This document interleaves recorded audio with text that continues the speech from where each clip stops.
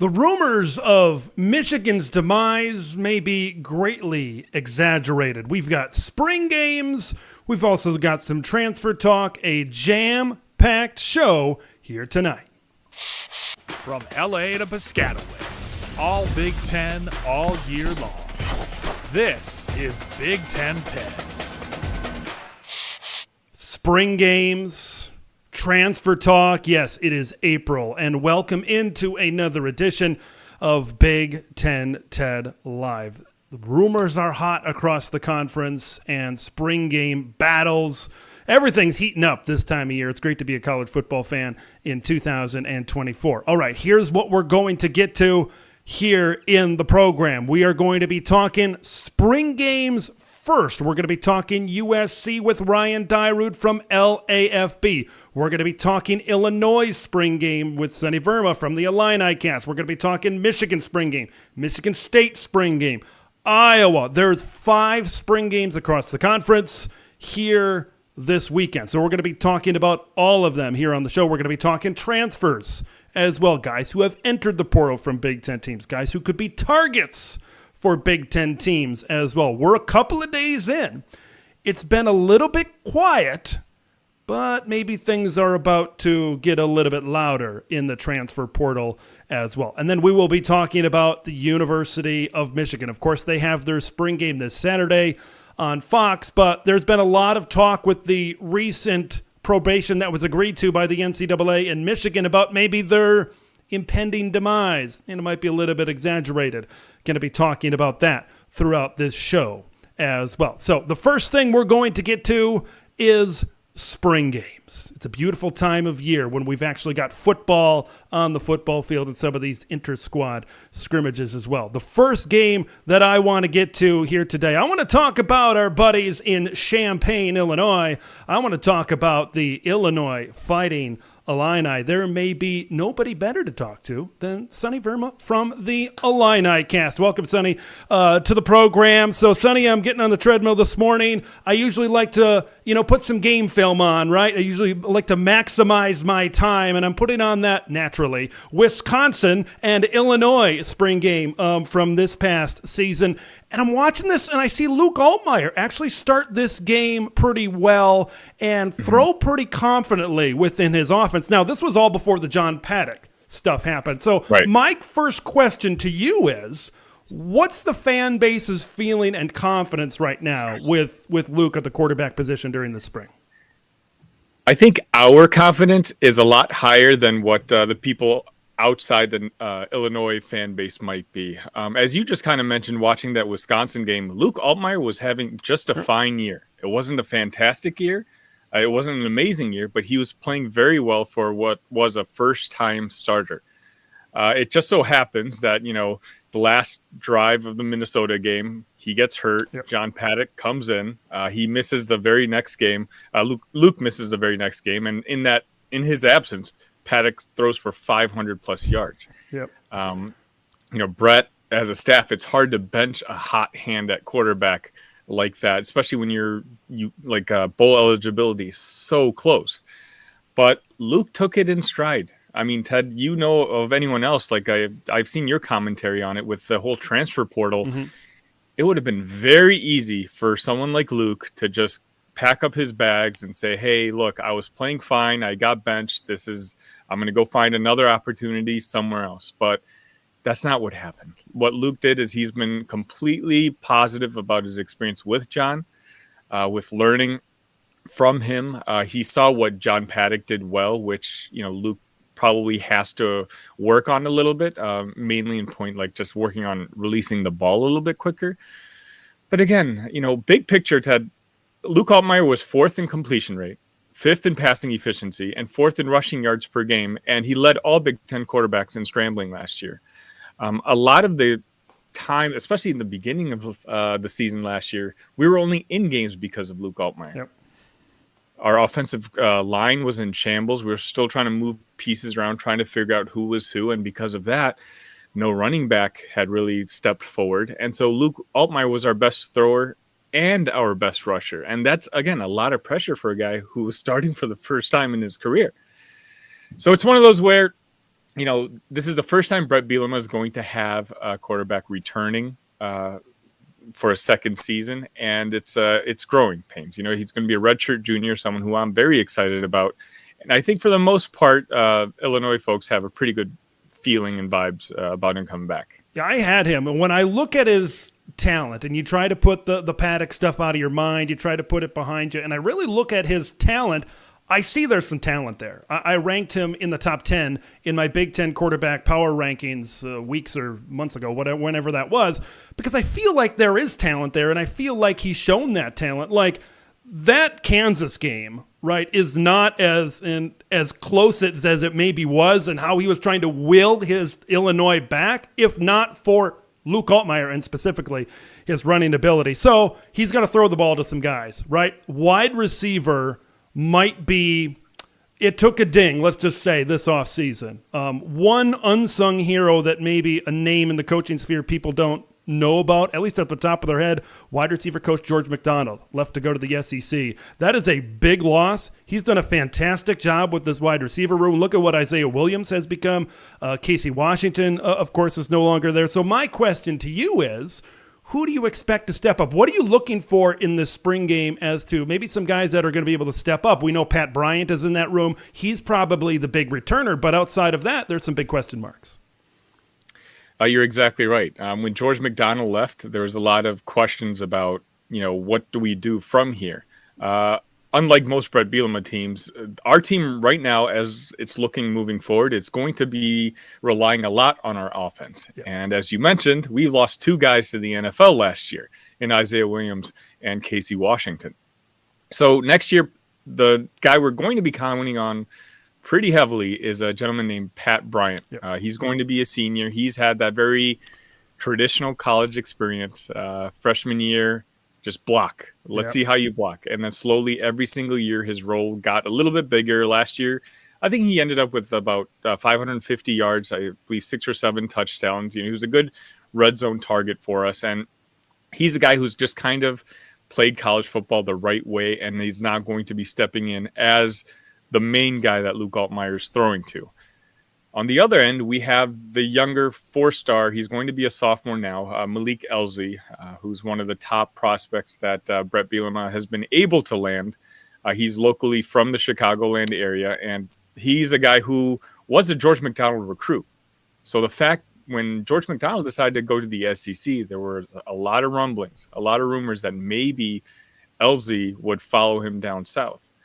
But Malik committed to Brett, and he basically said that he's here for the long run. He's here to grow as a player. He trusts his staff and the new wide receivers coach, Justin Stepp, I believe his name is, to coach him up.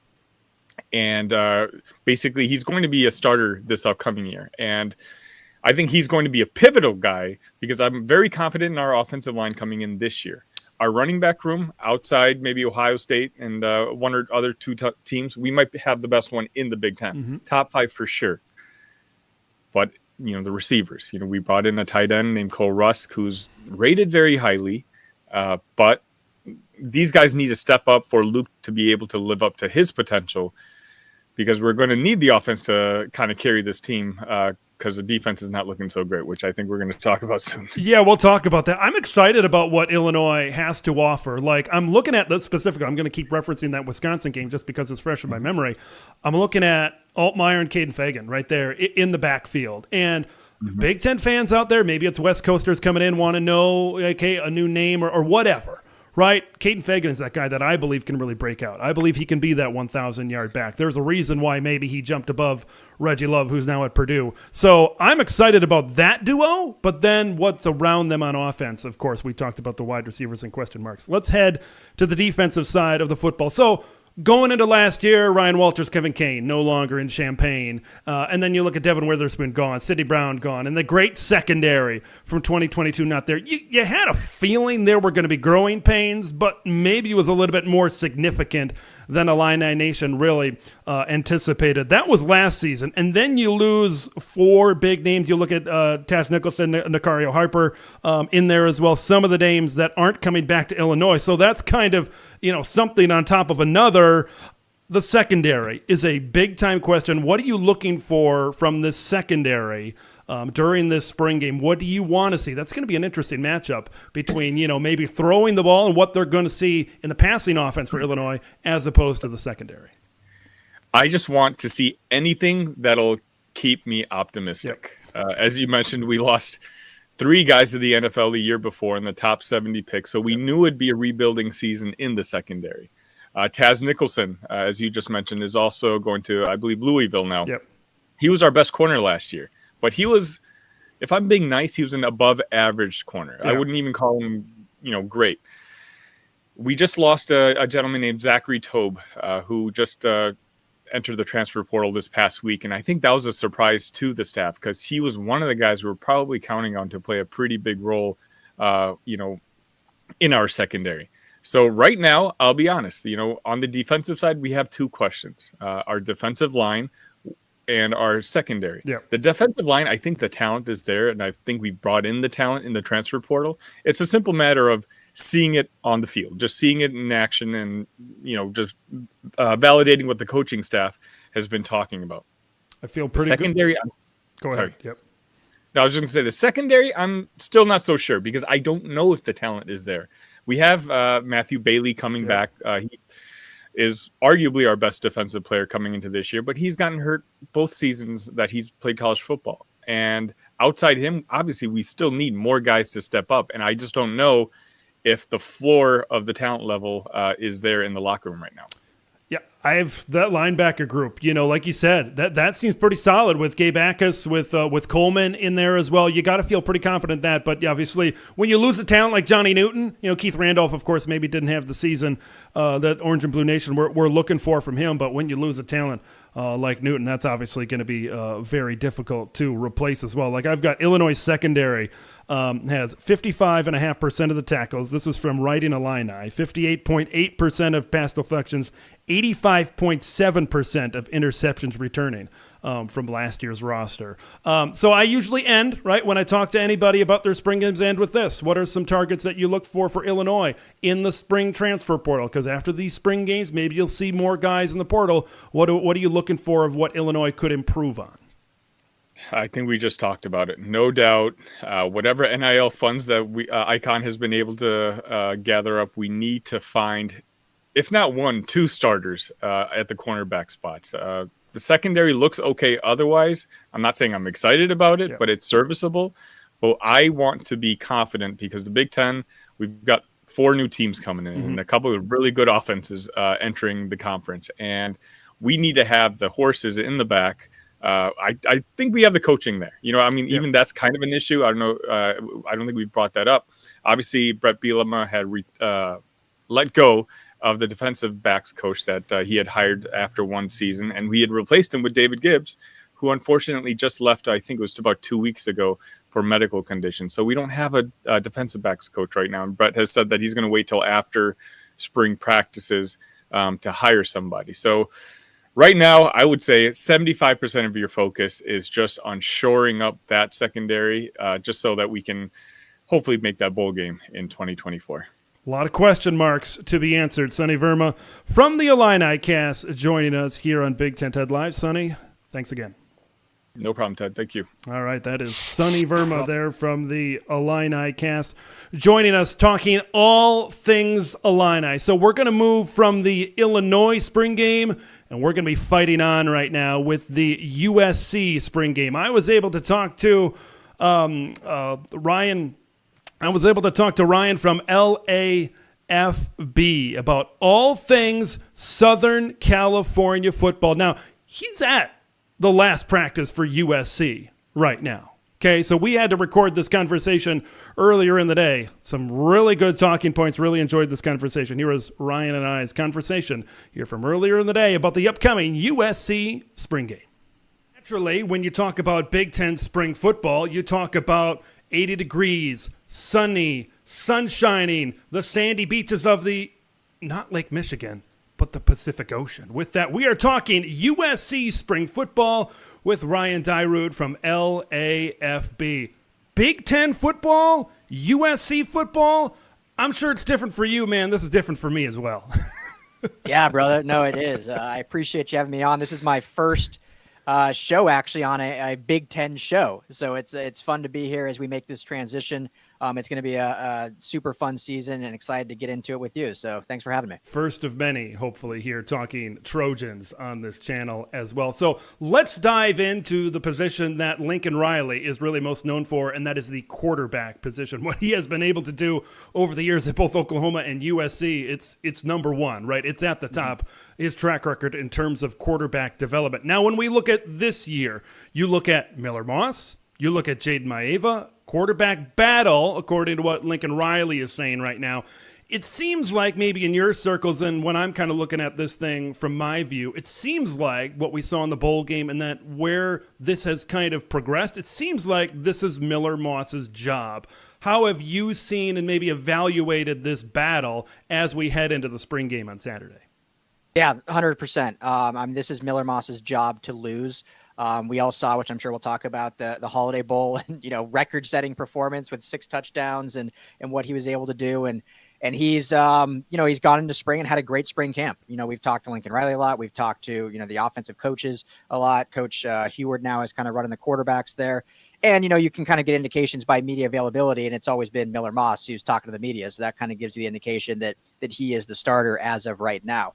What's interesting about this, Ted, is I don't foresee, so I don't want anyone to quote me too much on this, but I don't at all foresee a 2-quarterback system. But I would not be shocked at all if there are certain packages that maybe they run with Jaden Maeva, because he does give you a skill set that's, a little more similar to like a Caleb Williams, but very different than Miller Moss. So as of now, we'll see at the spring game on Saturday kind of what the split is there. And then obviously when we get in the fall camp, things can change. But as of now, this is Miller Moss's show. But it'd be really fascinating to see kind of how they still kind of interlude Maeva, who's the former, Mountain West freshman of the year. So obviously wants to be on the field and play. So he could still be involved a little bit, but this is Miller Moss's team as of, April 19th. He was impressive in Vegas in 2023 with the Rebels. Let's talk about this offense as a whole and maybe the structure of this offense. When you looked at last year and the year before, you saw Caleb Williams playing that hero ball. Did a pretty darn good job of it, right? Getting outside the pocket, making plays, and then firing the ball like a laser down the field. You watch this bowl game in the Holiday Bowl, Miller Moss, it seems a lot more structured. I know you haven't been able to watch a ton of what they've put out there at spring practice, but as we head to this spring game, are you expecting a more structured offense for USC instead of that playmaking ability that we saw from Caleb last season? Yeah, it's a great question. And, some of that, I think Holiday Bowl was partially, in that structure, running the true Lincoln Riley offense that he wants to run. That's no disrespect to Caleb Williams, but that's just, his style and his play. And I think part of it too is maybe Louisville watching tape of Caleb Williams and what they expected and weren't used to the 2-second reads and throws that Miller Moss was doing. So we'll see it all unfold at the spring game, kind of how it looks. But yeah, I definitely anticipate this to be a more traditional Lincoln Riley kind of, try to get a 1 read, you get a 2 read seam route kind of thing where they can open things up and free some of these big, fast, young receivers, which I'm sure we'll talk about, and get them involved. Whereas, a lot with Caleb and to his credit, which he was so good at. And obviously there were some offensive line issues last year as well. So he was kind of forced to, but there was a lot of times, Ted, when, and again, I don't at all want to, Caleb Williams was one of the best quarterbacks to ever play at USC and will be the number 1 overall pick. But there were a lot of times when you're watching when his first option was open and he didn't make the play and ended up playing that hero ball. And we see these fantastic highlights, but there was times when it could have been a lot easier for him. Miller Moss will do those easier things. We'll see how well he does them, but it'll be a lot more simplistic in that regard. So to answer your question in a very long roundabout way, yes, I think we'll see a lot more within the system, within structure, and Miller Moss just kind of doing the fine things that Lincoln Riley wants him to do. That structure was really on display in the Holiday Bowl. And let's talk about, hey, if you got to throw for 350 yards and 6 touchdowns, guys got to get open. Let's talk about those guys, the wide receivers. Now, outside of Kyron Hudson, there's a lot of first-year guys. There's a lot of second-year guys, a lot of young guys, but man, do those guys look talented. They got a lot of stars behind their name, right? And they were on display a little bit in that Holiday Bowl as well. When you look at the Jacoby Lanes, when you look at the Deuce Robinsons, the Zachariah Branch, Makai Lemon, the list goes on and on. What are you looking forward to them and maybe the depth of the room as we approach the spring game on Saturday? Yeah, it's an incredibly talented group, and I do anticipate them adding one more receiver in this transfer portal window. But it's so talented. The biggest thing will be who will step up to be that kind of number one option. Kyron Hudson, I think, surprised a lot of people last year when he ended up as one of the top 3 starters on the depth chart to open the season alongside Brendan Rice and Taj Washington, and held that all season long. Didn't get the production and the numbers out of it, but he was on the field for the majority of all starting reps. And so he'll kind of replicate that. I think when you look at what the other guys give you, it's a lot of versatility. I mean, Deuce Robinson, the size that he has, the catch radius he has, the ability to not only jump up and get it, but he has that breakaway speed that we saw some last year. Zach Branch obviously is just your pure playmaker burner, can do it all. You can get him on a jet sweep, on a quick out route, and he can take it to the house. Mekhi Lemon is one that I'm very interested in, cannot wait to watch. An unbelievable athlete, played here at SoCal at Los Alamitos High School. Came in with Malachi Nelson. They were the duo recruiting pair that Lincoln Riley got. Now, obviously, Malachi Nelson's with Boise State. But we saw Lemon, catch some good contested balls in that Holiday Bowl when he got some more reps. So he's a guy that I can see more as that kind of taking the place of a Taj Washington, playing a little more slot, playing a little more possession receiver like, because you've got the burners and Deuce and Branch. You've got the kind of outside guy in Kyron Hudson. And so Mekhi Lemon, I think, gives you that. And the last guy I'll mention, who probably should be the guy we're talking about most, actually, is Jacoby Lane. I mean, he's a guy I think that might end up being the number one receiver, has had a phenomenal spring camp, has gotten praised not just by coaches, but all his teammates. He's roommates with Deuce Robinson, so obviously they're coming up together. But Jacoby Lane, I mean, you saw the 2 touchdowns in the Holiday Bowl. Didn't see him at all really throughout the season, but we saw him in the Holiday Bowl. The size, the speed, the catch radius, so he'll be a guy to watch for in the Big Ten as a name that probably not a lot of people outside of SoCal know of, but probably should get known because he'll have a big impact pretty quickly. Yeah, when you talk about those wide receivers, I'm glad you saved Jacoby Lane for last, because that was the guy, at least in my limited Trojan knowledge and what I've been able to do and find, he seems to be the guy that's going to step up as maybe an all-around target. And you mentioned the abilities and the attributes of this guy. You talk about the length and the size of Deuce Robinson. You talk about just the playmaking ability of Zach Branch and then the slot ability of Mekhi Lemon. It seems like Jacoby Lane kind of brings them all together as well. Let's move over to the defensive side of the football. Now, Ryan, you're in Big Ten country. I'm hearing it on a weekly, sometimes on a daily. USC was a bad defensive team. They're not going to be good. They're soft in the trenches. But when you really dive into this thing and you really look at their defense, they have assembled one of the best defensive coaching staffs in all of college football this season. Danton Lynn coming over as a defensive coordinator.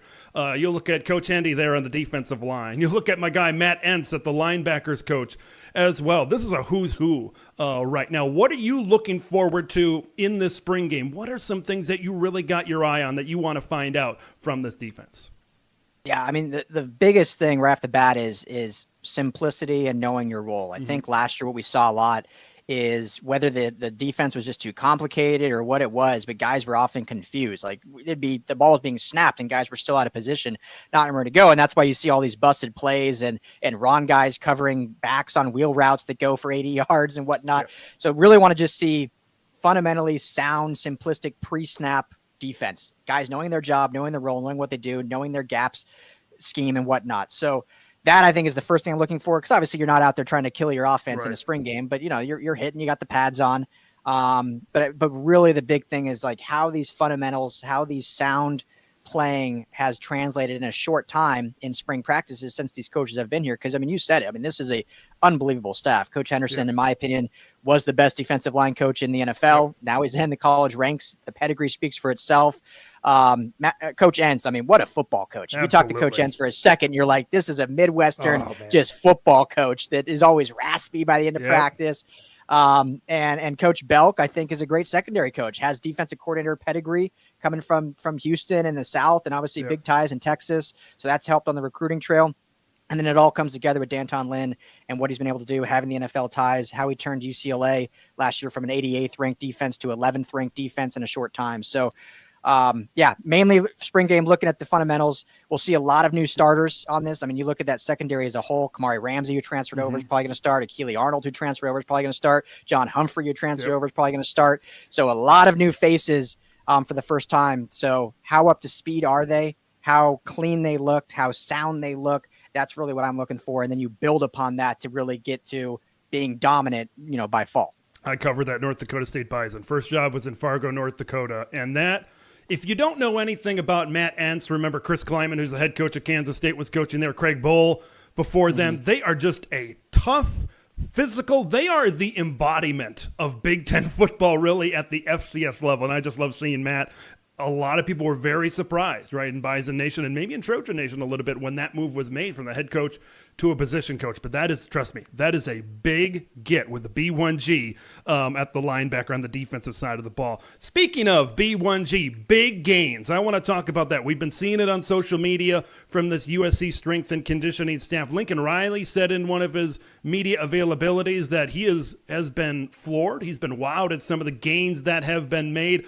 How much emphasis has USC put into this now with their move to the Big Ten into getting beefier up front and really beefing up some things in the strength and conditioning program this spring? Yeah, huge emphasis. Hats off to Benny Wiley, the strength and conditioning coach, who's basically totally changed course from just 365 days ago. When you look at what they were doing on defense, specifically, offense, they've definitely bulked up as well. Yeah. If you look at photos of Miller Moss and even Jacoby Lane, they definitely bulked up. But the emphasis was on obviously the trenches, on the offensive line, defensive line, and then just defense in general to be able to, play this style of football that is the Big Ten. The Pac-12, I think, is a good brand of football. Mm-hmm. It was, or I guess I should say was a good brand of football. I think it doesn't get enough credit for the physicality that it has, but it's not the same trench warfare that the Big Ten is. And so Coach Riley and the rest of the staff put an emphasis on that, and it's, worked in spades. When you see, a guy simply put as Jai Babasari, maybe you know him from being from Minnesota country, originally committed to Minnesota, and now he's committed at USC, and I don't know the exact number, but like 30 plus pounds almost from just being an incoming freshman. I mean, it's insane what they've done, and it's necessary. So it's been cool to see the transformation that this team has made just in the gains department. The last thing I want to talk about here, Ryan, it's the last thing I talk about with everybody that comes on when we talk about spring games. What's the next move after Saturday in the spring transfer portal period? Offensive line, maybe? You talked about wide receiver. Are they going to try to polish up that defense a little bit more? Where do you see the Trojans having their eyes set as we really get into the spring portal once this spring game is complete on Saturday? Yeah, so it really comes down to three position groups, and I think first and foremost it is defensive line. They did lose Stanley T, who's been a nice rotational, been with the Trojans for 4 years, so that was a tough loss in terms of locker room, but wasn't going to be a starter, but they still need to fill that. And Isaiah Rakes, who transferred to them in the fall, hit the portal, and he was kind of slotted to be that starting beefy nose tackle next to Bear Alexander. So that will be a huge, we've talked about, Dominic Williams at a TCU as a potential target. There's a lot of guys that maybe they'll target to fill that. Jay Toya from UCLA, formerly of USC, just entered the portal again last night. So maybe he comes back to USC to kind of fill that. Offensive line is the other position group. Zamandola, their top recruit overall in the 24 class, but specifically on the offensive line, into the portal to be closer to home. He wasn't going to start this year. Right.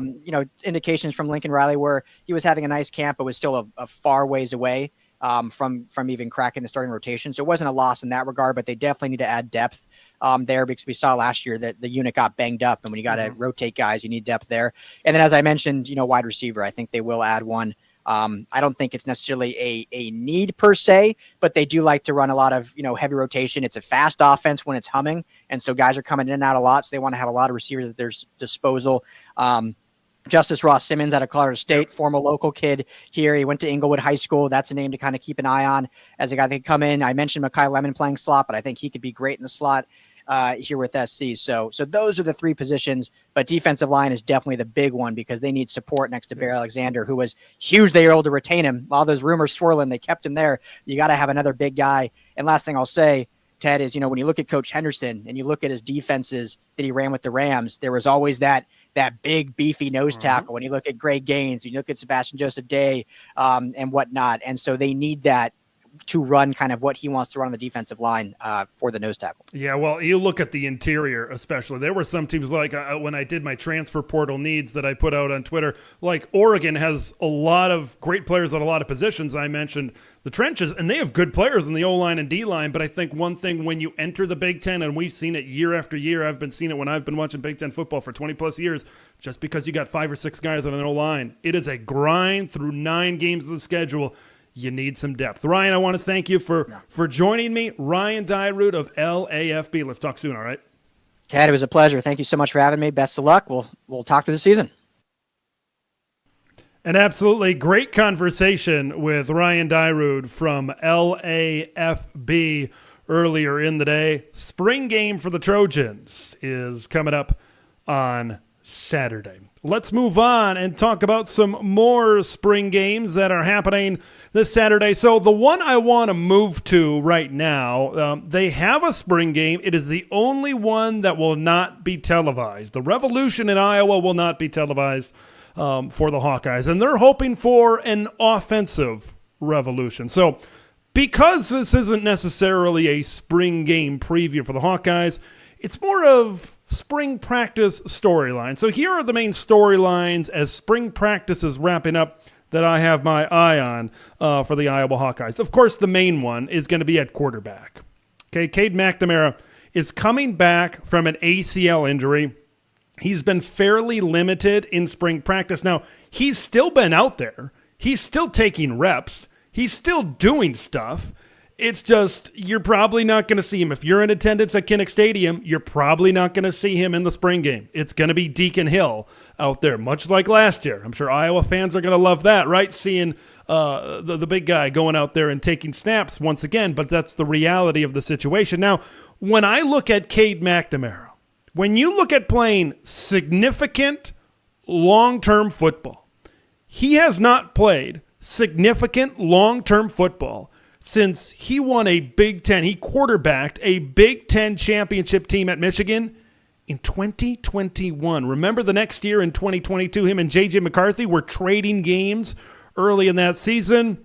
J.J. McCarthy won the battle, but he did get hurt and he was not available for the rest of the season. And then he ends up transferring to Iowa. He gets hurt, of course, towards ACL early in that season as well. So we have just not seen a lot in a long time when it comes to Cade McNamara. That's the question.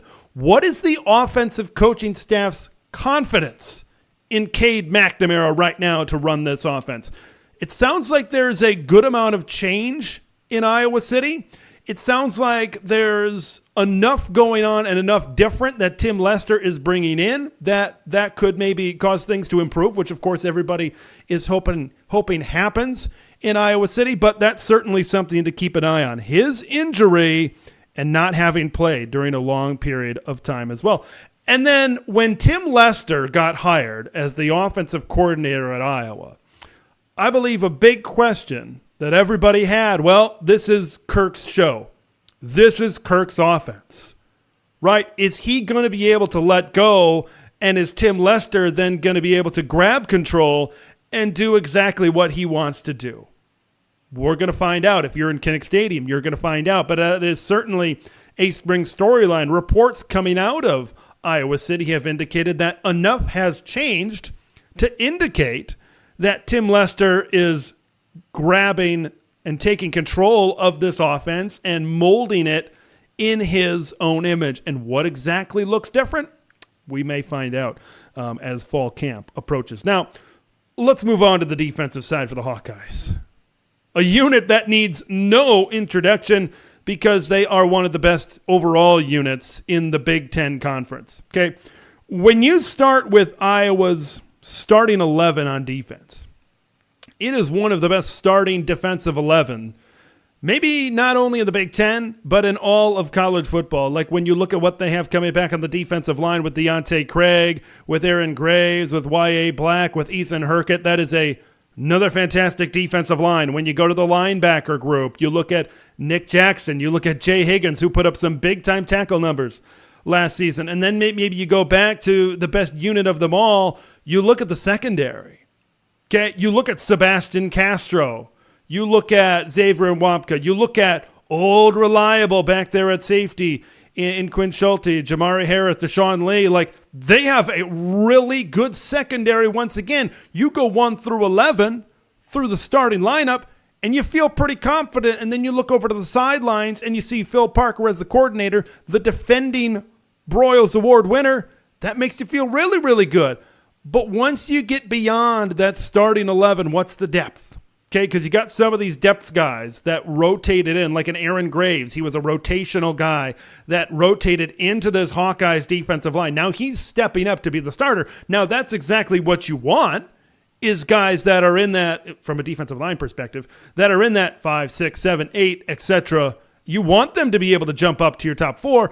But my question is, where is the defensive depth? Okay, there's some younger players, maybe some more inexperienced players behind some of these starting 11. We want to see just how good you are, because we know you need depth in the Big Ten.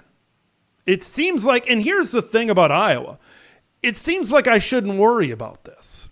It seems like I should just accept the fact that, kind of like Ohio State's wide receivers, they're just going to churn out all Big Ten player after all Big Ten player, maybe All-American after All-American, that type of talent. You need to just buy into the Iowa system. Their defense has proven it over the last couple of seasons. They've proven it, heck, even longer than that, over the reign that Phil Parker has had as defensive coordinator here.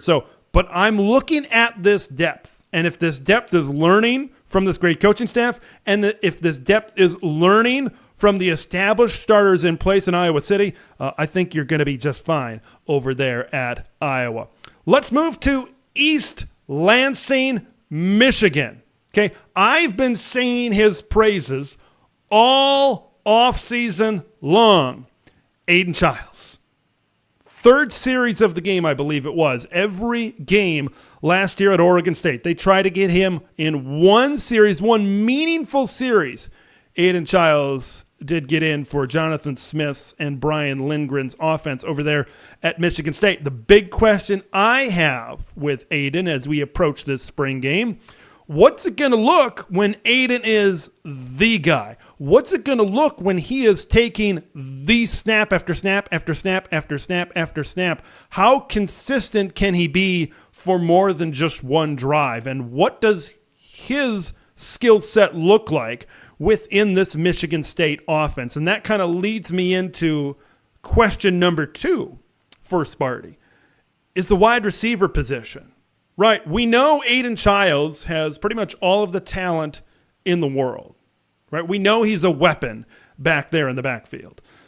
But he's got to throw the football to some guys. There is not, right now on this roster, I think I can say it fairly confidently, there's not a number 1 receiver on this roster. Okay, you look at some of the wide receivers. You look at Montori Foster. You look at Jerron Glover, Antonio Gates Jr., Alante Brown. I don't see a number 1 guy. Now, they could go into the transfer portal and grab one in this spring period, and that's got to be a target. I mentioned that as a target when I talked about my Big Ten transfer needs. Michigan State needs to go in and get a wide receiver. Will they get one? That remains to be seen, but as far as the spring game is concerned, as far as we're looking forward to the spring game at Spartan Stadium, I want to see who stands out. Okay, you might not have a number 1 receiver from what these guys have shown on film that we've seen, that the public has seen, but maybe when we step into the spring game, hey, maybe Antonio Gates Jr. develops a little bit. Okay, maybe Jerron Glover takes a little bit of a step up. Maybe Montori Foster, the leading returner wide receiver from last year, maybe he takes that step from that 2 or 3 up to that number 1 type of role. That's what I want to see out of this position group. Because when I look around Michigan State's offense, Aiden Childs is a fantastic piece.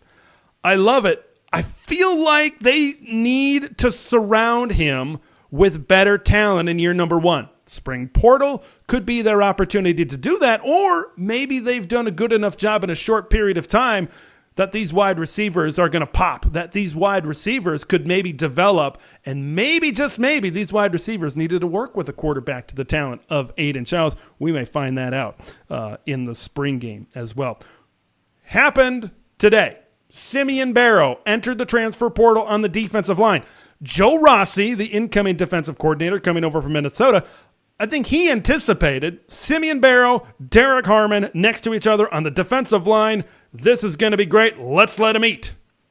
Well, one of them's going to be having their buffet elsewhere, and that's Simeon Barrow. Now, he's been in the portal a bunch of times. Okay, he hopped in the portal when Mel Tucker was fired at the beginning of this last season in 2023. So maybe the headache is gone. Maybe the thought of the will he or won't he is gone from Michigan State. That's something I think that a positive, will you say, that maybe could be taken out of Simeon Barrow being in the portal. He's already received a good amount of interest. It looks like he's going to visit LSU. So there's that. So maybe that is just Michigan State now is able to just move on. But even that's still a pretty significant loss. Simeon Barrow has started 10 games each of the last 3 seasons at Michigan State. That's 30 starts. Okay? Like, that's not nothing. That's certainly something. I know Michigan State's defense has been not very good, and that's putting it very kindly. But this is still a big loss. Now, they might have enough pieces on the rest of their defense where maybe this can be patched up. But right now, who's going to step up on the defensive line along with Derek Harmon? You got Chris Bogle, who's been banged up a little bit. He transferred in from Florida a few years back. Maybe this is the year where he's fully healthy and he puts it all together. But where are the other bodies on the defensive front for Michigan State? Are they going to get pushed around, or are they going to be able to fill those gaps that Simeon Barrow left behind as well? Now, Joe Rossi coming in as the coordinator to this defense, I feel some sort of confidence there. Even though Rossi and the Minnesota defense took a little bit of a dip in his last year in Dinkytown, I think there's enough pieces. Linebacker, they look good. Secondary, they're pretty young, but I don't know. It's in my gut right now that I believe Joe Rossi's going to be able to do something with this group. What exactly that is, we're going to find out maybe in the spring game, but we'll definitely find out this fall as well in East Lansing, Michigan. Let's move on across the state. Let's talk about the defending national champions, the 15-0 Michigan Wolverines, as the last spring preview that we are going to take a look at. So 12 o'clock Eastern on Fox. This is the other big Fox spring game, putting into the national spotlight. The defending national champions are Joel Klatt and the crew are going to be out there in Ann Arbor, Michigan. Will Urban Meyer be there? Yeah, probably not. Probably not. He's probably not going back to back. Let's just put it that way. But when I look at Michigan, okay, and their spring preview and their spring game questions, it slaps me in the face. Okay, it's pretty obvious what my first bullet point is, and it's the quarterback battle. Okay, my legitimate question when talking about this Michigan Wolverines spring game is, who's going to be trotting out there with the ones at quarterback? We believe that it is going to be Alex Orji. Okay, it could be Jack Tuttle. Okay, but those seem to be the two names that could realistically trot out there with the ones when we watch this game at Big Noon on Fox. If it is Alex Orji, now I have a new set of questions, because all of the talk, and I could say for myself included, all of the talk is that Alex Orji is just a weapon back there in that backfield. He's a runner, right? Even going back to his high school days, he had a completion percentage in the 50s, in the mid-50s, I believe, in high school. So he's never really thrown the football ultra efficiently. So I want to find out, can he hit those throws on a drive? Can he move the chains? Can he convert a 3rd and 5? What is his throwing ability? I think his throwing ability has mostly been showcased behind closed doors, whether it be him mimicking Jalen Milroe in the scout team during that prep for the Rose Bowl, which Jim Harbaugh and other coaches on the coaching staff, they talked about how impressed they were with his arm strength and his ability. Okay, and then we talk about spring, some of these practices behind closed doors as well. So maybe this is Alex Orji's coming out party. Maybe that's what this is. Or maybe he might struggle. We're going to find out. We're going to find out really early exactly what the Michigan Wolverines are. We're going to find out really soon what this coaching staff believes they have at the quarterback position. And we as a public are going to find out, is Michigan confident with what they have at quarterback? Or is Michigan going to explore options in the spring quarterback transfer portal? I'm leaning towards the latter, but we're going to find out Saturday in Ann Arbor, Michigan. Rod Moore, great safety, tore his ACL. Okay, he had suffered a big-time knee injury. Now, what's going to be the replacement option at that for the University of Michigan? You got Makari Page in that secondary. You got Will Johnson in that secondary. Boy, if you were able to hold on to Rod Moore on the back end of that defense, that's a really good secondary. Now, this is still going to be a really good defense. This is still going to be one of the best defenses in the Big Ten, if not all of college football. But when you talk about that safety position, when you talk about Rod Moore, who's going to fill that hole? What are we going to see in the spring game? Who ends up playing in that position as well? So Quentin Johnson, is he the sure candidate to step in? Okay, it looked like he was maybe going to the NFL. He decided to come back in March. And then how impactful is the loss of Keon Saab as well, who ended up transferring to Alabama? Okay, because if Saab is still there, then they're able to kind of mix and match and put the puzzle pieces where they may. But now you don't have Rod Moore. Now you don't have Keon Saab. So now you've got some big-time questions to answer. The hopefully easy answer for the Wolverines, and maybe we'll find this out on Saturday, the easy answer is to plug in Quentin Johnson, and all is fine in Ann Arbor, Michigan. But sometimes, it's not that simple. Offensive line. Michigan has had one of the best O-line groups in college football for the last 3 or 4 seasons. The big question, of course, has to be, what about this offensive line? And what about the matchup in this spring game? I don't talk about this a ton. Maybe I should. But I want to see the matchup between Michigan's retooled offensive line. By the way, when you look at their O-line, they've got 2 high 4-star prospects that were recruited, top 100, top 150 guys in the country. They've recruited pretty well on this offensive line. Okay, so there are players to plug and play. Miles Hinton comes back at tackle as well. But when you look at the matchup, okay, what are we going to see? Is this defensive line, can it continuously blow up the offensive line? Because you have one of the best defensive lines in college football, of course, led by Mason Graham. And then you look at a retooled, maybe rebuilding Michigan offensive line. Wolverine fans, Maize and Blue fans, don't be alarmed if your offensive line does not look very good, okay? Because you're going up against one of the best defensive lines in college football. It was the same things about Ohio State, right? They have a stout, maybe the top defense in all of college football. And there were some concerns with their offensive line. You got to take into effect the context. Who are they going up against, right? Ohio State, for example, their offensive line, okay, is not going to be playing a defensive line at the caliber of Ohio State. Michigan is right up there. That's a big type of caliber as well. But just how often are those offensive lines at both Michigan and Ohio State going to be going up against defensive lines that are as good as that they have on the other side of their practice facility? That's something to keep in mind as well. Looking forward to a lot of these spring games. Michigan, Michigan State, Iowa, USC. There's a lot of really fun spring games here this weekend. Our guy Expedition Greg is here tonight. I want to talk more about Michigan. Now, there's a lot of thoughts, there's a lot of opinions as it pertains to the Wolverines in Ann Arbor.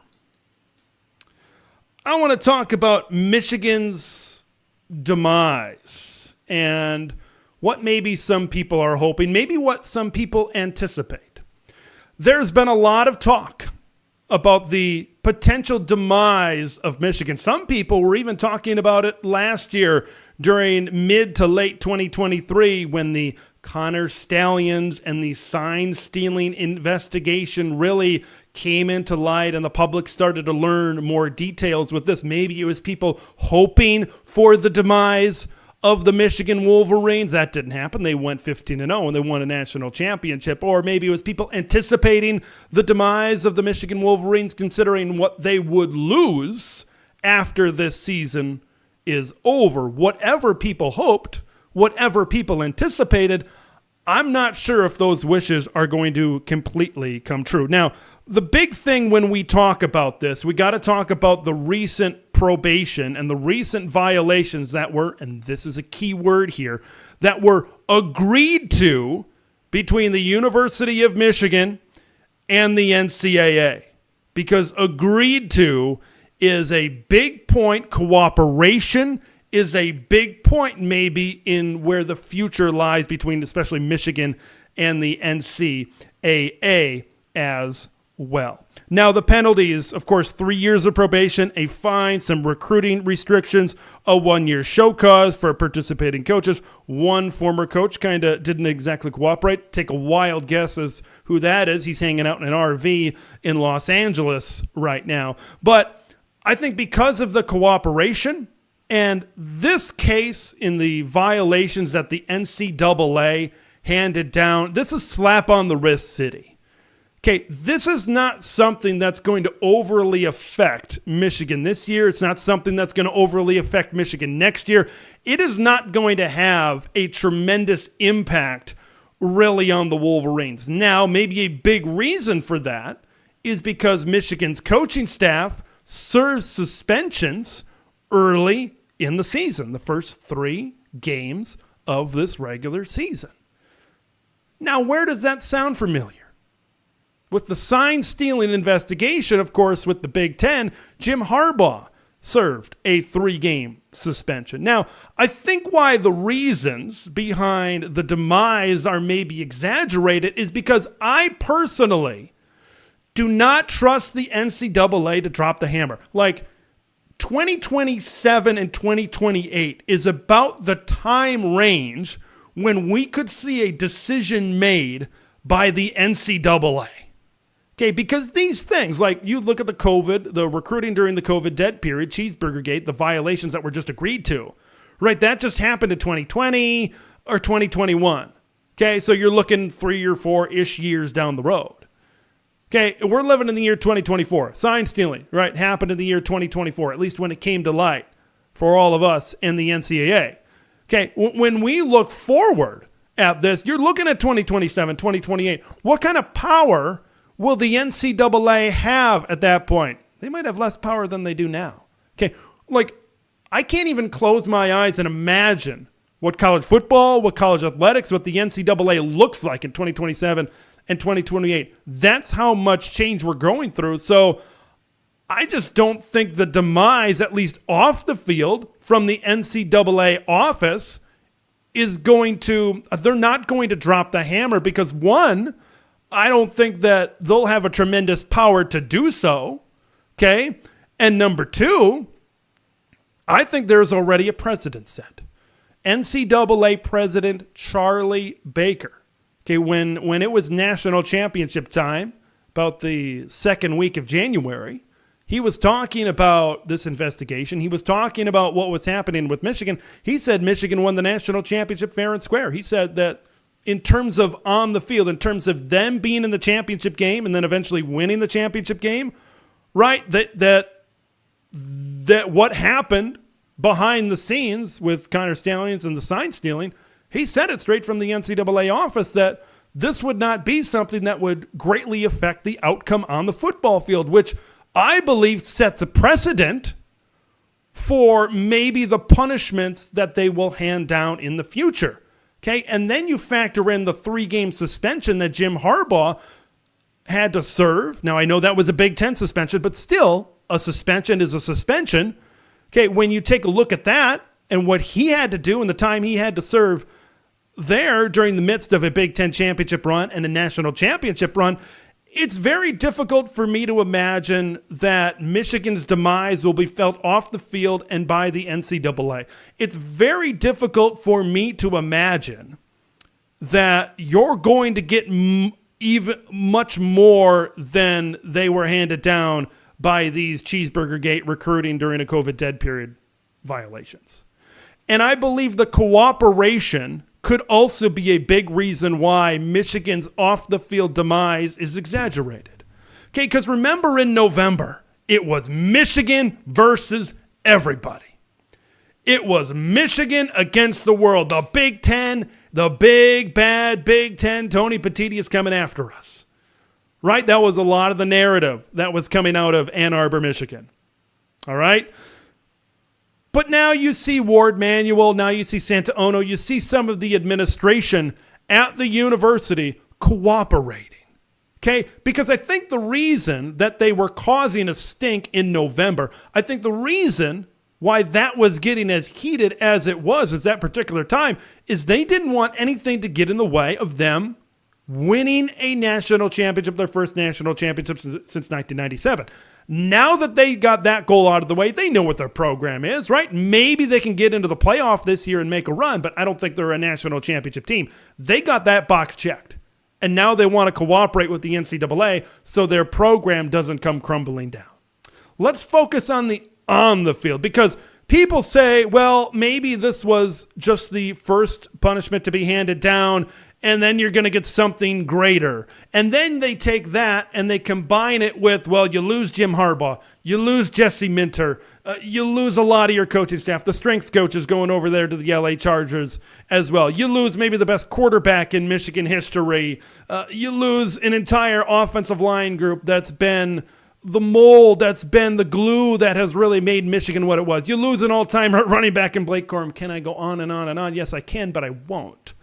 You combine that all together, and I think that's why people are maybe projecting possibly the demise of Michigan football. But when we look on the field portion of this, you can talk about Michigan's recruiting, being in the teens, being in the 20s, wherever it will be under Sharon Moore, wherever it has been.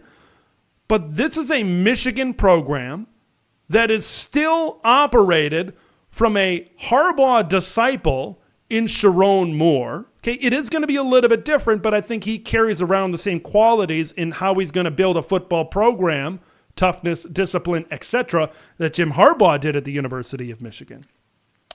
I think you have a lot of that. Nobody develops better than the University of Michigan. Okay, they have proven over time that they can take a whole bunch of 4 stars, maybe some 3 stars, and develop them into National Football League talent. And I think they still have that similar developmental mindset right now under Sharon Moore that they also did under Jim Harbaugh as well. You look at it from the most important position. Now, I've talked about maybe the concerns around Michigan this season at the quarterback position. But in terms of the future, you got to love what you have in Jaden Davis. Jaden Davis is the future in Ann Arbor, Michigan. It's not that the cupboard is completely bare at quarterback for the future in Ann Arbor, Michigan. Jaden, Mr. Football in North Carolina, has certainly shown on film that he can definitely be a really good player as well, a really good leader of this offense going forward as well. Now, another reason when Michigan's demise happened after Lloyd Carr, they hired Rich Rodriguez. You were going from something way over here to something else way over there. Okay, you were going on opposite ends of the spectrum. You were going through a lot of changes within this Michigan program. As I just said, Sharon Moore is obviously a disciple of Jim Harbaugh. They're not going through those changes, folks. They're not going through that. It's business as usual. I was thinking about titling this segment, "It's business as usual for Michigan," despite what happened with these violations from Cheeseburger Gate and the COVID dead period. Because that's what it's going to be. Michigan is still going to be great on the defensive side of the football. Michigan is still going to run the football. You're going to see a heavy dose of Donovan Edwards this season. You're going to see play action off of it because you're not going through a tremendous change atop your program. You're just continuing what you've been able to build over time. So Michigan's floor this year, it might be 8-4. Like when I look at their schedule, when I look at their team, that's, I think, maybe 7-5, a worst possible situation for the Michigan Wolverines. And that's a pretty good situation considering everything that you lost this past year, everything that has gone on. I firmly believe Sharon has established himself enough in Michigan culture that he's going to know what it takes to rebuild this thing. And I don't believe the NCAA off the field in that whole situation with sign stealing and Connor Stallions, everybody's gone. Okay, I talked about that in terms of the on-the-field effect. You could almost translate to the off-the-field effect. Okay, because I think the NCAA has proven in the past that, well, if all your guys are gone, for example, if you fire someone, that's not the case over here in Ann Arbor, but if you have all the people that were around during that time, if they're mostly gone, then I don't know if we're going to penalize you and your current program as much. The demise of the Wolverines may be greatly exaggerated. So I just don't see Michigan going through this period where there's 7 wins, 8 wins, even down to 6 wins for a majority of time. Michigan is still a tremendously important part to the Big Ten, and I think they're definitely still going to be in the race and in the discussion maybe in the coming years or so. I want to finish up the show tonight talking about some chatter. Not chowder. I'm not trying to say chowder like I'm from the Northeast, but chatter, right? Get that Midwest A in there as well. Let's talk about some chatter, why don't we? Let's talk about maybe some headlines of some folks in the portal right now that Big Ten teams are either losing or maybe, just maybe, they could gain as well. First guy I want to talk about is Jackson Howard. Comes very close to where I'm sitting in my chair. Kind of went to high school in his hometown, very close to where I'm sitting right now. Local Robbinsdale Cooper High School here in the Twin Cities area, over there in the West Metro. Now, he played this last season at LSU. High 4-star type of guy coming out last year in that recruiting class. Didn't see a ton of time at LSU, so a little bit more time in that bowl game. That was not a good LSU defense last year, right? They retooled their entire coaching staff over there, so take that as it may when talking about the effectiveness at this level when you talk about Jackson Howard. But when a guy stands at 6'3", 6'4", when he's got a lot of quickness coming off the edge, when he's at 250, that's good. A lot of teams want that. Okay, edge rusher is such an important position in today's day and age of college football. A lot of guys are going to kill for, even if he's potential right now. I think a lot of guys are going to kill for somebody like Jackson Howard. Minnesota, Purdue, Washington, Michigan State, and Indiana.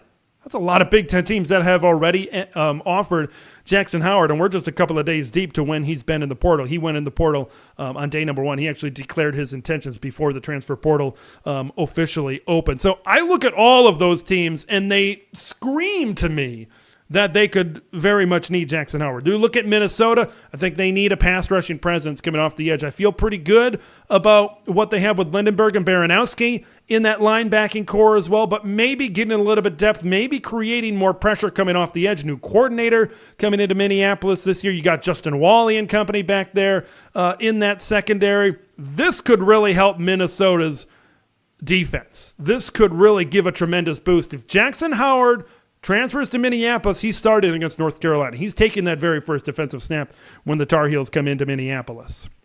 When I look at Purdue, losing Nick Scorton and the pass rushing presence that he transferred out. He's at Texas A&M right now. They could very much use him. I like what I saw in Yanni Karlaftis in the Boilermakers spring game and getting pressure as well, but you need more than just one. And I think the defensive line, I said that in my transfer portal needs post that I put out on Twitter, is that I think they need a little bit more beef and they need to be able to generate a little bit more of a pass rush. Jackson Howard could certainly do that with the Boilermakers. Washington, Braylon Trice, ZTF, they lose a lot of guys among that defensive front. They need to replace it like trenches. Washington just needs to load up on linemen. Anybody that puts their hand on the ground, come to Seattle. Come to Seattle. Michigan State, talked about it earlier in the program, about the Spartans. right? Now that Simeon Barrow is gone, I know Simeon Barrow, Jackson Howard, not exactly playing the same position, but they're going to need a little bit more coming off that. And that can maybe help their pass defense, which has been suspect for a long period of time. Okay? It's been very suspect. So you could help that pass defense out by generating more of a pass rush. Jackson Howard could certainly help with that as well. And then you throw out the Indiana Hoosiers as well. They just need a lot of help all across the board as well. Simeon Barrow, let's talk about him briefly. Leaving Michigan State, he's visiting LSU. So Michigan State, you're going to look, I feel like they need to add a body in the interior of that defensive line. When I talk about the Spartans and when I talk about them under Joe Rossi being effective in year number 1 and making that jump up to where Mel Tucker and Scotty Hazelton had them, I believe that jump up is going to have to be made on the front. Let's talk about Dominic Williams as well. A TCU defensive lineman, 60 tackles, 9.5 TFLs during his time with the Horned Frogs. Oregon is in the mix right now. Boy, I feel like any time you throw out a big transfer, I just feel like automatically the Ducks are in the mix. I think Dan Lanning and the collective and athletic director Rob Mullins, I feel like everybody understands at Oregon what this season is. I'm not going to go out and say that there's a ton of pressure. Okay, I don't want to use that word with Oregon. But I feel like they know the expectation. I feel like they know what they're building. I feel like they know the investment. It's Dan Lanning's 3rd year. This is when things are supposed to be taken to that next level. They've fallen short, okay, in terms of maybe winning the Pac-12 championship, getting to that playoff these past 2 seasons. I feel like this year, this 3rd year, they know what the expectations are. And by going into the portal, this will not be the last time I mention Oregon in this segment. By continuing to go to the portal and get these really good experienced players, you're seeing exactly the type of national championship team that they want to continue to build. Defensive line depth for the Ducks they're trying to get over there. Let's stay with Oregon. Let's talk about Jacoby Matthews, one of the top players available right now in the transfer portal. Does not surprise me that Oregon wants to go out and get a big-time safety, right, to play alongside Kobe Savage that transferred in the winter period over from Kansas State. That does not surprise me in the slightest. They need more depth at the safety position. That's a position that they needed last season as well. So it's not surprising at all that they went to the portal and got 2 really good players with the loss of Evan Williams as well. So Oregon, once again, we say it again and again and again. Oregon, they know the expectations this season. Matthews began to ascend the depth chart last season, receiving most of his starting snaps at free safety after an injury over there. Ducks are getting it done. Ducks are getting it done. They know what they have to do to win a national championship this season. So no Damian Martinez to Michigan State. He's scheduled his visits. Of course, the running back have a couple of 1,000-yard seasons over there at Oregon State. I thought if he came in to MSU, they could really be dangerous. And I think you would have seen someone like a Nate Carter or a Jalen Berger or a Jalen Mangum, those running backs that they have in the room, you would have seen one of them transfer out of that program. But that didn't happen. Damian Martinez has his visits scheduled elsewhere. So now you got to focus on spring ball. You got to focus on Nate Carter, Jalen Mangum, and Jalen Berger. What's that battle going to look like? To me, I think this is a Nate Carter run game. I think he's the clear number 1. I think Jalen Berger just hasn't been able to prove that he should be put into that role. So there's that. Justin Ross Simmons, wide receiver from Colorado State, put up over 700 yards last season for the Rams. He's considering USC. He's considering Washington, and he's considering Michigan State. So let's first talk about kind of where we left off. Let's first talk about the Spartans of Michigan State. When we talk about a number 1 wide receiver, and you watch him on film, I remember watching him during that Colorado State game earlier last season. When you watch him on film, that's a guy that can maybe step up and be a number one receiver in East Lansing, Michigan. Right? I was talking to Ryan Dyrud from LAFB earlier in the show, and he said USC is in the market to maybe add an experienced wide receiver into this offense. They got a lot of good young players, but maybe they need a little bit of experience. Lincoln Riley has his eyes set out on maybe bringing in another guy as well. So Justin Ross Simmons, where would he fit in at USC? Would he be the number one guy? Wherever he is, I think he definitely succeed. He could possibly be a 1,000-yard receiver over there. Washington was interesting for me. If he comes to Washington, I'd be very excited if I was a Huskies fan. Great, you already got Jeremiah Hunter coming over from Cal, who is a really good wide receiver. Of course, Will Rogers is the quarterback over there. The skill positions at Washington on offense, I feel very excited about. I feel very good about those. They need to kind of shore up the trenches. They need to shore up the defense a little bit as well. So Washington is in the mix. They could continue to maybe get a little bit more dangerous. Giles Jackson coming back. Denzel Boston coming back for the Huskies as well. And I'm going to finish up with CJ West, interior defensive lineman from the MAC over at Kent State. Right now, Wisconsin and Indiana are the top targets for CJ. 50 tackles, 7 TFLs in MACtion last season. If he ends up going to Wisconsin, this would be a much needed addition for the Wisconsin Badgers. This would be a huge addition because I look at the rest of the Badger defense in year 2 with Mike Tressel and, of course, head coach Lou Fickell, defensive background. When I look at this whole team and this whole unit, they need to get better on the defensive line. Okay, they haven't, last year, they got better as the year went on, but they really missed out on Keanu Benton, right, from a couple of years back, who tore it up in the middle of the defensive line. CJ West coming over from Kent State. If they can get him to Madison, that would be a big get for the Wisconsin Badgers there. Lot of great stuff happening in the Big Ten. Some great discussions previewing some really fun spring games this Saturday. Enjoy your spring game Saturday. We will be back next week for more great content here on the channel. Until then, I'm Big Ten Ted. We will see you in the next one.